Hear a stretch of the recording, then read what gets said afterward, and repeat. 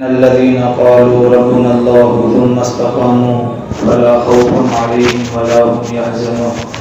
صدق الله العلي العظيم ونحن على ذلك لمن الشاهدين والشاكرين والحمد لله رب العالمين. اللهم نور قلوبنا بالقرآن وزين أخلاقنا بالقرآن وادخلنا الجنة بالقرآن ونجنا من النار بالقرآن. قال الله تبارك وتعالى في شان حبيبه مخبرا وآمرا إن الله وملائكته يصلون على النبي يا أيها الذين آمنوا صلوا عليه وسلموا تسليما. اللهم صل وسلم وبارك على سيدنا محمد كالروحة التي يدركني يا رسول الله صلى الله عليه وآله وسلم. مجمع بڑی کم ہو لیکن تھوڑا دم کے ساتھ محبت کے ساتھ پڑھیں. صلی اللہ علیہ وسلم. صلاۃ و سلام علیک یا رسول اللہ صلی اللہ علیہ وسلم. تمام حمد و ثنا تعریف و توصیف اللہ جل مجدہ الکریم کی ذات بابرکات کے لیے جو خالق کائنات بھی اور مالک شجہات بھی.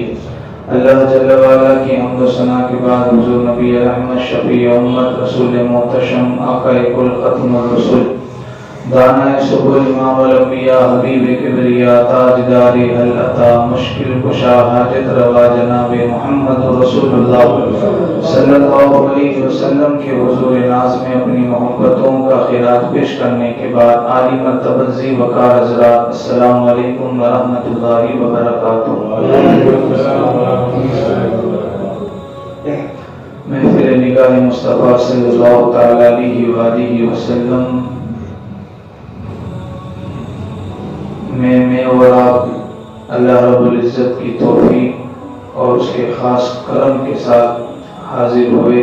اللہ رب العزت ہماری حاضری کا لمحہ لمحہ قبول فرمائے اور ہماری تمام جائز مرادوں کو مستجاب فرمائے. مختصر وقت کے لیے چھوٹا سا عنوان آپ حضرات کے سامنے میری اور آپ کی اصلاح کے لیے عرض کرنے کی کوشش کروں گا. اللہ رب العزت میری زبان پر کلمۃ الحق جاری فرمائے. حضرات محترم،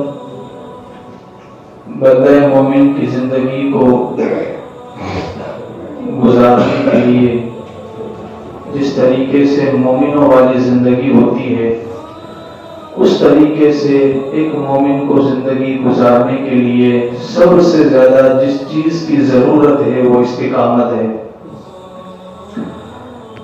اگر بندہ مومن کی زندگی کے اندر، اس کی طبیعت کے اندر، اس کے مزاج کے اندر اگر استقامت نہیں تو پھر اس کے لیے عمل خیر کرنا، اس کے عقیدے کا مضبوط ہونا، ارادوں کا صاف ستھرا ہونا یہ ایک ناممکن حد تک شمار ہو جاتا ہے. پھر اس کے اعمال اور اس کے اچھے نظریات یہ صحیح طریقے سے نہیں چل سکتے. ہمارے یہاں استقامت کا جو مدار ہے وہ اس طریقے سے ہے کہ ہم کسی بھی چیز کو شروع کر دیتے ہیں، کسی بھی عمل کو سٹارٹ تو کر دیتے ہیں لیکن پھر اس کو انجام تک نہیں پہنچاتے. تھوڑا سا کر لیتے ہیں، تھوڑا سا لینے دیتے ہیں، پھر بعد میں کرتے ہیں، پھر کبھی یاد آ گیا تو کریں گے. یعنی استقامت ہمارے اندر نہیں ہے. استقامت کا بندے کے اندر نہ ہونا یہ اس کو کمزور کر دیتا ہے. اس بات کو آپ یاد رکھیں کہ انسان کو عمل کرنے سے زیادہ اس کے لیے ارادہ کرنا مشکل ہوتا ہے. بعض اوقات انسان عمل کر لیتا ہے لیکن ارادے نہیں کر پاتا. یعنی ابھی تک وہ سمجھتا ہی نہیں اور اسے پتا ہی نہیں، اس نے ابھی طے ہی نہیں کیا کہ میری منزل کہاں ہے. اس کو ابھی تک منزل کا ہی پتا نہیں، بس وہ سفر اس کا جاری ہے. اب پتا نہیں کہاں تک پہنچے، کہاں رکے، کہاں تھمے. اس نے ابھی تک منزل کو ہی طے نہیں کیا. یعنی استقامت کے مقام پر ابھی تک وہ پہنچا ہی نہیں. اللہ رب العزت نے قرآن کریم میں مومنوں کو یہ بشارت سنائی کہ ان الذین قالوا ربنا اللہ، کہ بے شک جنہوں نے کہا ہمارا رب اللہ ہے اور پھر ثم استقاموا، اس پر ڈٹ گئے، پھر اس پر قائم رہے، مضبوطی کے ساتھ اس پر قائم رہے، تو فلا خوف علیہم ولا هم یحزنون، تو پھر نہ انہیں کوئی خوف ہے اور نہ ہی وہ غمگین ہوں گے. جنہوں نے اللہ کا نام لیا اور پھر اس پر ڈٹ گئے، اللہ ان کو بشارت دیتا ہے بس تم ڈٹ جاؤ، پھر نہ تمہیں کوئی خوف ہوگا نہ کوئی تم غمگین ہوگے۔ یہاں پر سب سے ضروری بات یہ ہے کہ سب سے پہلے بندہ مومن کا استقامت کو حاصل کرنا ضروری ہے، یعنی پہلے استقامت اس کے اندر ہوگی تب اللہ مدد فرمائے گا، یعنی تم استقامت کے ساتھ پہلے ڈٹ جاؤ پھر تمہاری مدد کی جائے گی۔ ہمارے اندر استقامت ہی نہیں، کسی بھی عمل کے اندر ہم استقامت کا مظاہرہ نہیں کرتے۔ ہم دیکھتے ہیں رمضان کا مہینہ آتا ہے یا بارہویں شریف کا مہینہ آ گیا، کوئی محرم کا مہینہ آ گیا، تو ہم دیکھتے ہیں کئی لوگ ہوتے ہیں جو تھوڑے لمحوں کے لیے، تھوڑے دنوں کے لیے دیندار بن جاتے ہیں، سروں پہ ٹوپیاں بھی پہن لیتے ہیں، 5 وقت کی نماز بھی پڑھ لیتے ہیں، کبھی کبھی قرآن بھی اٹھا لیتے ہیں، تلاوت بھی کر لیتے ہیں، تسبیح بھی پڑھ لیتے ہیں، لیکن یہ معاملہ تھوڑے دنوں تک محدود رہتا ہے۔ لیکن جیسے ہی رمضان جاتا ہے تو پھر ان کا سارے اعمال جو ہوتے ہیں وہ ملیہ میٹ ہو جاتے ہیں، وہ زمین بوس ہو جاتے ہیں، یعنی تھوڑے دن کے لیے استقامت ان کے اندر نہیں ہوتی، تھوڑے دنوں کے لیے وہ دیندار بن جاتے ہیں لیکن مستقل طور پر وہ عمل سر انجام نہیں دیتے۔ استقامت کا مطلب ہوتا ہے مستقل طور پر، غیر ارادی طور پر اور غیر سنجیدگی طور پر کسی عمل کو جاری رکھا جائے۔ حضرت عائشہ صدیقہ رضی اللہ تعالیٰ عنہ نے ایک دن آقا کریم صلی اللہ علیہ وسلم سے پوچھا، حضور یہ تو بتائیے کہ اللہ کو سب سے زیادہ پسندیدہ عمل کون سا ہے، کس عمل کو وہ زیادہ محبوب رکھتا ہے؟ تو اللہ کے نبی صلی اللہ علیہ وسلم نے ارشاد فرمایا، عائشہ عمل اللہ کو سب سے زیادہ وہی پسند ہے جو اگرچہ تھوڑا کیا جائے لیکن روز کیا جائے، اگرچہ تھوڑا کیا جائے، کم مقدار میں کیا جائے لیکن اس کو روز کیا جائے، مسلسل کیا جائے، تو وہ اللہ کو بڑا پسند ہے جو روز کیا جاتا ہے۔ اس لیے آپ نا سب سے پہلے تو اپنی زندگی میں کسی بھی عمل کو سٹارٹ کریں نا شروع کریں، اگرچہ وہ تھوڑی مقدار میں ہو لیکن نیت کر لیں اس کو روزانہ کرنا ہے۔ عمل کو تھوڑی دیر کرتے ہیں پھر رک جاتے ہیں پھر چھوڑ دیتے ہیں تو یہ استقامت نہیں، یعنی عمل کرنا ہی ہے، جب عمل کرنا ہی ہے یعنی جب نماز پڑھنی ہے تو پھر اس طریقے سے کیوں نہ پڑھے جس سے رب خوش ہوتا ہے۔ عمل کسی نہ کسی عمل کو تو کرنا ہی ہے تو پھر اس طریقے سے کیوں نہ کرے جس سے رب زیادہ راضی ہوتا ہے، یعنی اس طریقے سے عمل کریں کہ اس پر استقامت کا نور بھی آپ کو حاصل ہو۔ استقامت یہ اللہ کو اتنی پسند ہے اور اتنی اس کو محبوب ہے کہ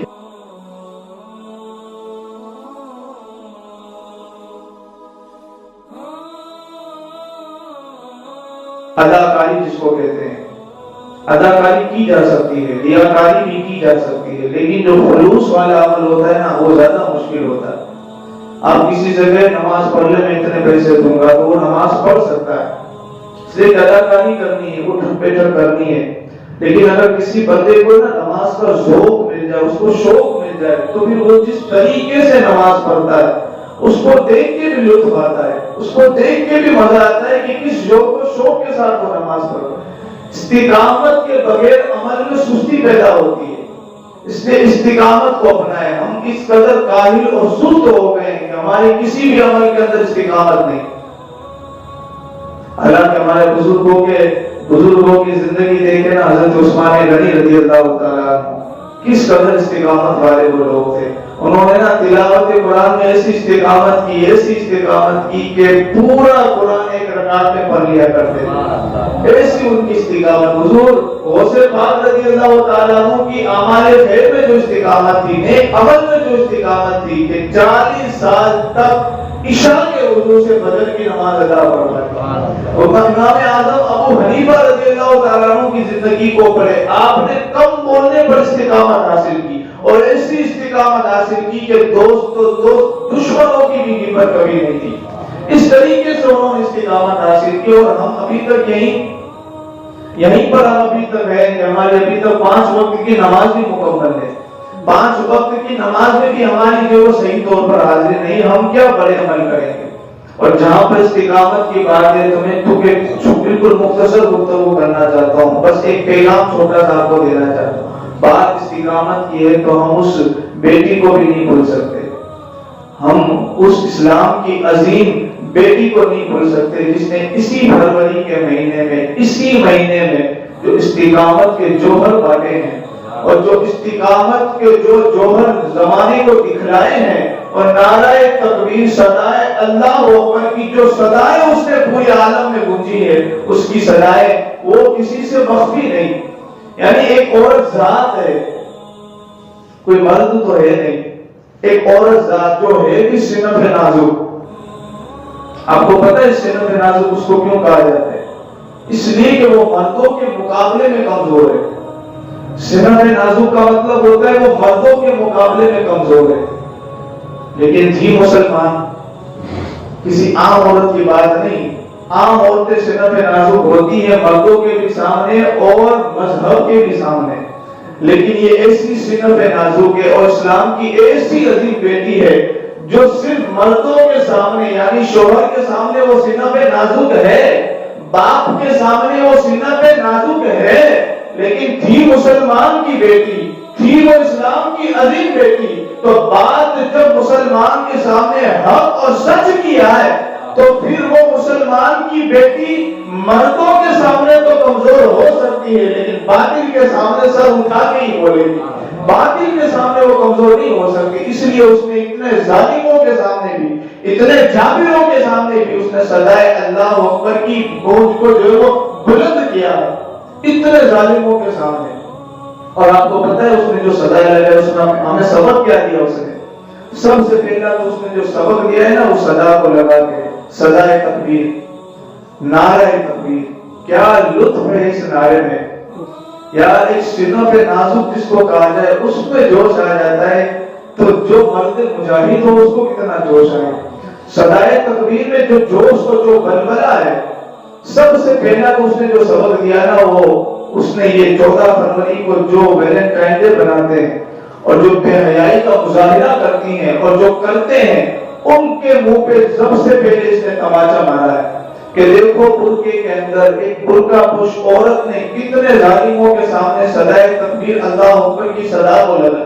سب سے پہلے اس نے نا ان بے حیا عورتوں کے منہ پہ اس نے تماچا مارا. اور دوسرا سبق جو اس نے دیا نا وہ بڑا لطف والا سبق ہے، بڑا مزہ آئے گا آپ کو سن کے. جو اس نے سبق دیا اس نے ایک پیغام دیا مجھے اور آپ کو کہ نا صدائے تکبیر لگانے والے، اللہ اکبر کا نعرہ لگانے والے ہمیشہ اکیلے ہوتے ہیں، ہوتے اکیلے ہی ہیں.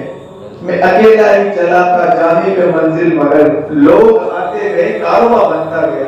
ایک ہی نے اس بہن نے اس بیٹی نے اس میری پیاری بہن نے ایک ہی صدا لگائی ہے، لیکن پھر اللہ نے جو مدد فرمائی ہے اور پھر اللہ نے جو اس کے مدد کے اسباب مہیا کرے ہیں اور جو اس کے لیے مدد اور نصرت کی جو لوگوں نے ضمانت دی ہے وہ اسی کا حصہ ہے. اس لیے کہ جب باطل کے سامنے حق پرست کھڑے ہو جاتے ہیں نا پھر اللہ کا بھی وعدہ ہے تم استقامو، تم ڈٹ گئے، اب ہماری ذمہ داری ہم مدد فرمائیں، اب ہماری ذمہ داری. اور اللہ مدد فرماتا ہے، وہ ہر جگہ مدد فرماتا، اپنے ماننے والوں کو تنہا نہیں چھوڑتا، ہر جگہ وہ مدد فرماتا ہے، ہر جگہ. بس صدائے تکبیر کی لذت کو حاصل کر لو، صدائے تکبیر کی نا جو کیف ہے جو سرور ہے اس کو حاصل کر لو، پھر دیکھو کیا لطف ملتا ہے. روایتوں میں یہاں تک لکھا ہے، حضرت ابو سعید خدری فرماتے ہیں کہ حضور نبی پاک صلی اللہ علیہ وسلم نے فرمایا کہ جو بندہ اخلاص کے ساتھ صرف ایک مرتبہ اللہ اکبر کی صدا لگاتا ہے میرا اللہ اس کے 20 گناہوں کو معاف فرما دیتا ہے. ایک مرتبہ اخلاص کے ساتھ جو اللہ اکبر کی صدا لگاتا ہے میرا اللہ اس پر 20 رحمتیں نازل فرماتا ہے. اور پھر مزید حضور فرماتے ہیں اگر کوئی 5 مرتبہ کہہ دے تو اللہ 100 رحمتیں نازل فرماتا ہے اور 100 گناہوں کو اس کے معاف بھی فرماتا ہے. آپ لطف کے ساتھ اخلاص کے ساتھ صدا تو لگائیں پھر اللہ مدد فرمائے گا. اور کیسی مدد فرماتا ہے؟ حضرت دانیال علیہ السلام کو نا لوگوں نے کافروں نے کنویں میں دھکیل دیا، کنویں میں دھکا دے دیا ظالموں نے.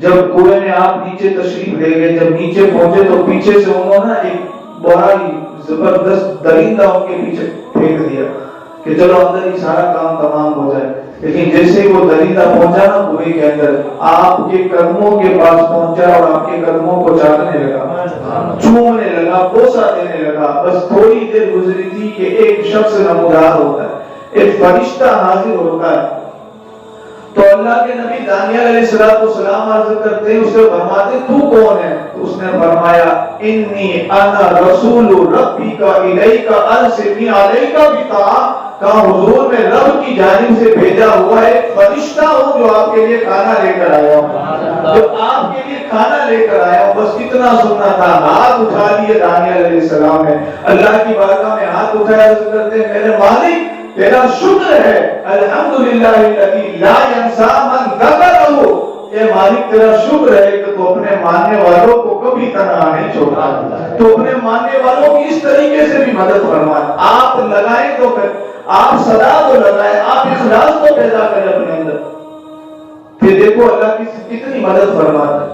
اور بالخصوص ہمارے یہاں سب سے زیادہ جو کمزور طبقہ ہے وہ عورتوں کا طبقہ ہے۔ آپ ڈر تو نہیں رہے؟ چلو آپ کان کھول کر سنیں، بڑی اچھی بات عرض کر رہا ہوں۔ ہمارے یہاں سب سے زیادہ جو کمزور طبقہ ہے نا وہ عورتوں کا ہے، یعنی ہر وقت ٹینشن میں رہنا، ہر وقت وہ سہمی سی باتیں کرنا، اب میرے نصیبوں کا کیا ہوگا، اب میرا کیا بنے گا، ہر وقت جب بھی منہ کھولتی ہے تو غم کی بات، جب بھی منہ کھولے تو دکھ کی بات، جب بھی بات کہے تو رو کر کہے، یعنی ہر وقت نہ ان کے اوپر ٹینشن سوار رہتا ہے۔ اس قدر کمزور سی ہماری عورتیں ہو گئی کہ آپ زندگی میں ان کے پاس دیکھیں گے نا تو شکوے کے سوا کچھ نہیں ہوگا الا ماشاءاللہ۔ یہ یہی معاملہ ماں کا بھی، یہی معاملہ بہن کا بھی، یہی معاملہ بیوی کا بھی، کچھ اچھی بھی ہے الا ماشاءاللہ، لیکن جب بھی منہ کھولتی ہے تو زندگی میں سب سے زیادہ جو تکلیفیں ہوتی ہیں، مصیبتیں ہوتی ہیں، پریشانی، انہی کا ذکر، بس انہی دکھوں کی داستان۔ لیکن جو آسانی اللہ نے دی، جو سکھ اسے عطا فرمائے، ان کو بالکل وہ آسانیوں کو بھول جاتی ہیں۔ حضرت حاجرہ رضی اللہ تعالیٰ عنہ، اللہ اکبر، ابراہیم علیہ السلام آپ کو صحرا میں چھوڑ کے چلے گئے، یعنی ایک بچہ ہے ساتھ میں، تھوڑی سی کھجوریں ہیں، ایک مشکیزہ پانی ہے، کوئی پرسانے حال نہیں، ارد گرد آبادی بھی نہیں، صحرا ہی صحرا، مٹی ہی مٹی، ریت ہی ریت، کنکر ہی کنکر، پہاڑ ہی پہاڑ، ایک پرندہ بھی فرمانے نہیں آتا۔ ایسے صحرا کے اندر ابراہیم علیہ السلام اپنی بیوی حاجرہ کو چھوڑ کے جاتے ہیں۔ جب پیچھے مڑتے ہیں نا، حضرت حاجرہ رضی اللہ تعالیٰ عنہ فرماتی میرے سر کے تاج، مجھے یہ تو بتائیے آپ اپنی مرضی سے چھوڑ کے جا رہی ہیں یا رب کی مرضی سے چھوڑ کے جا رہی ہیں، یا رب کی رضا کے حوالے مجھے چھوڑ کے جا رہے ہیں؟ ابراہیم علیہ السلام فرماتے ہیں کہا بیوی یہ میرا حکم نہیں، یہ میری مرضی نہیں، میرے رب کا فرمان ہے، یہ میرے رب کی مرضی جو یہ چھوڑ کے جا رہا۔ حضرت حاجرہ نے جو جواب دیا نا اس وقت، بڑا ایمان افروز جواب، بڑا ایمان افروز جواب، جو بخاری میں بھی موجود ہے۔ حضرت حاجرہ رضی اللہ تعالیٰ عنہ فرمانے لگی کہا میرے سر کے تاج، اگر آپ نا رب کی مرضی کے حوالے مجھے چھوڑ کے جا رہے ہیں نا تو پھر ٹینشن نہ لے، فکر نہ کرے، میرا رب ہمیں ضائع نہیں فرمائے گا، وہ ہماری ضرور حفاظت فرمائے گا اور ہماری ضرور مدد فرمائے گا۔ اگر مسلمان عورتیں اس طرف آ جائے، اس مقام پر کھڑی ہو جائے، ان کے اندر استقامت کا نور اور ایمان کی قوت انہیں مل جائے۔ دیکھیں نا حضرت حضور کی پھوپھی حضرت صفیہ رضی اللہ تعالیٰ، حضور کی عادت کریمہ تھی جب بھی جہاد پہ جاتے، کسی بھی جنگ پہ جاتے تو عورتوں کو نا، عورتوں پر کسی کو نگہبان بنا کے جاتے، کسی کو ان پر جو ان کو نگران بناتے، جو ان کی حفاظت کرتا تھا۔ ایک مرتبہ شیر خدا کو بھی ان کا نگران بنائے، ایک مرتبہ حضرت عبداللہ ابن مکتوم کو بھی عورتوں کا نگہبان بنایا اور پھر جہاد پہ تشریف لے۔ اسی طرح ایک دفعہ حضور جہاد پہ تشریف لے جاتے ہیں، عورتیں ساتھ ہیں، ان کو نا پیچھے چھوڑے ایک مقام پر، ایک قلعے کے اندر، اور وہ قلعہ حضرت حسان بن ثابت رضی اللہ تعالیٰ عنہ کا قلعہ تھا، بڑا مضبوط قلعہ تھا، اس کے اندر عورتوں کو نا بٹھایا بڑی صاف ستھری جگہ پر، اور پھر حضرت حسان بن ثابت رضی اللہ تعالیٰ عنہ کو ان کا نگہبان مقرر کیا۔ نگران مقرر کرنے کے بعد نا حضور جہاد پہ تشریف لے گئے۔ اب ان کو قلعے میں اس لیے بھی اس وقت رکھا تھا کیونکہ اس علاقے میں یہودی زیادہ تھے، کہیں ایسا نہ ہو کہ ہم باہر جہاد کریں اور اندر سے کوئی شہادت کر بیٹھے، اس لیے مضبوط قلعے کے اندر ان کو داخل کر دیا اور بٹھا دیا۔ پھر حضور جہاد پہ تشریف لے گئے، حضرت حسان بن ثابت تلوار لے کر قلعے کے دروازے پہ کھڑے، اچانک ایک یہودی گھس گیا اندر، کسی طریقے سے وہ اندر داخل ہو گیا اور جا کر نا اندر ٹٹولنے لگا، جائزہ لینے لگا، ادھر ادھر دیکھنے لگا، دائیں بائیں دیکھا کہ صرف عورتیں ہی ہیں، کوئی مرد بھی ہے؟ اس نے دیکھا ہر طرف عورتیں ہی عورتیں ہیں۔ بس وہ محاسبہ کر رہا تھا کہ حضور کی پھوپھی حضرت صفیہ رضی اللہ تعالیٰ عنہ، آپ کی نظر اس پہ پڑ گئی، آپ کی نگاہ اس پہ پڑ گئی، آپ نے پہچانے اب کوئی جاسوسی کر رہا۔ آپ حضرت حسان بن ثابت کے پاس پہنچے اور کہنے لگی کہ ایک یہودی آ گیا اندر، اب بھی جاؤ اور ایک ہی بار میں اس کو قتل کر دو، یعنی ایک لمحے کی بھی دیر نہ کرنا، کہیں ایسا نہ ہو کہ باہر چلا جائے اور سب کو بتا دے، اب بھی جاؤ اور ایک ہی لمحے میں نا اس کا سر تن سے جدا کر دو، بس اتنا فرمایا۔ اور حسان بن ثابت نے سنا تو آپ نے نا تلوار جو میان میں تھی اس کو نکالا، ابھی کوشش کر رہے ہیں تھوڑا آگے بڑھنے کی، اٹھنے کی، جانے کی کوشش ہی کر رہے ہیں، ابھی آپ تیار ہی ہو رہے ہیں کہ حضرت صفیہ حضور کی پھوپھی رضی، میں خاتون کی بات عرض کر رہا ہوں، غور سے سننا، آگے بڑھی اور ایک نا ستون کے پیچھے ذرا سا نا چھپ گئی اور ہاتھ میں ایک زوردار بڑا وزنی ڈنڈا اٹھایا اور ہاتھ میں پکڑ کے اس کا انتظار کرنے لگی کہ کب وہ قریب سے گزرے اس کے سر پہ مارو۔ یہ خاتون کی بات عرض کر رہا ہوں، یہ آپ کو نا گھر جا کے سنانا ہے۔ جو عورتیں بزدل اور جو وہ نہتی ہو گئی ہے نا اور کمزور سی باتیں کرتی ہیں، ان کو سنانی یہ بات آپ کو۔ آپ کے قریب سے گزرا نا تو آپ نے نا آپ کے ہاتھ میں جو ڈنڈا تھا اس کو نا زور سے اس کے سر پہ مارا۔ یہ مرد سمجھتے کیا ہے؟ عورتوں کو یوں ہی چھیڑا جا سکتا ہے؟ یہ سمجھتے کیا ہے؟ عورتوں کے اندر اگر ایمان مستقل ہے اور ان کے اندر یقین کامل کی مضبوطی ہے تو پھر ان کو کوئی بھی چھیڑ نہیں سکتا اور ان کو کوئی چھو بھی نہیں سکتا۔ حضرت صفیہ رضی اللہ تعالیٰ عنہ زور سے اس کے سر پہ ڈنڈا مارا، وہی زمین پہ ڈھیر کر دی، وہی زمین پہ ڈھیر ہو گیا۔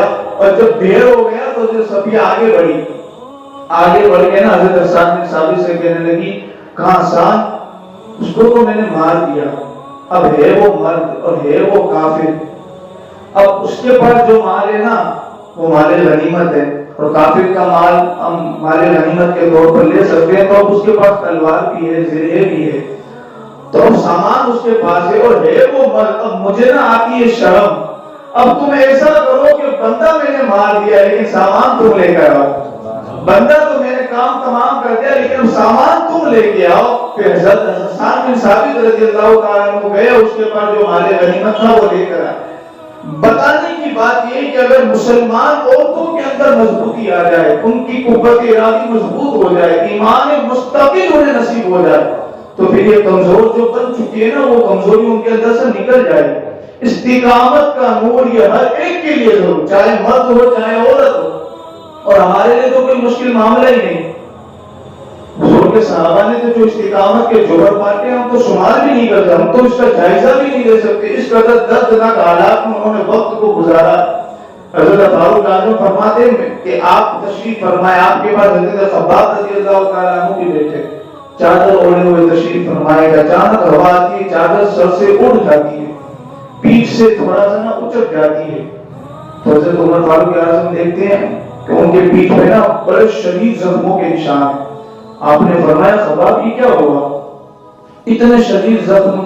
تو حضرت خباب رو پڑے اور عرض کرنے لگے، حضور یہ اس وقت کی بات ہے جب آپ ننگی تلوار لے کر نا حضور کو شہید کرنے کے لیے آتے تھے، یہ اس وقت کی بات ہے جب آپ ننگی تلواریں لے کر حضور کو شہید کرنے نکلتے تھے، اور اس وقت میری خوش نصیبی تھی کہ میں مسلمان ہو چکا تھا، کلمے کی توفیق مجھے ملی تھی، حضور کی غلامی میں تھا تو کفار بڑا ستاتے تھے، بڑا ظلم کرتے تھے، بڑی تکلیف دیتے تھے، مجھے روزانہ اٹھاتے تھے، گرم کوئلوں پر لٹاتے تھے اور اس قدر مجھے تیزی کے ساتھ اس پہ سلاتے تھے اور اتنی دیر تک مجھے سلاتے تھے کہ میری چربی سے وہ کوئلے پگھل جاتے تھے اور پھر مجھے اٹھا کے رکھ دیا جاتا تھا، میں بے ہوش ہو جاتا تھا، لیکن جب بھی ہوش آیا نا میرے لبوں پر کلمہ لا الہ الا اللہ محمد رسول اللہ ہوتا تھا، میں حضور کی غلامی کا اقرار کرتا تھا، رب کی توحید کو ہی بیان کرتا تھا۔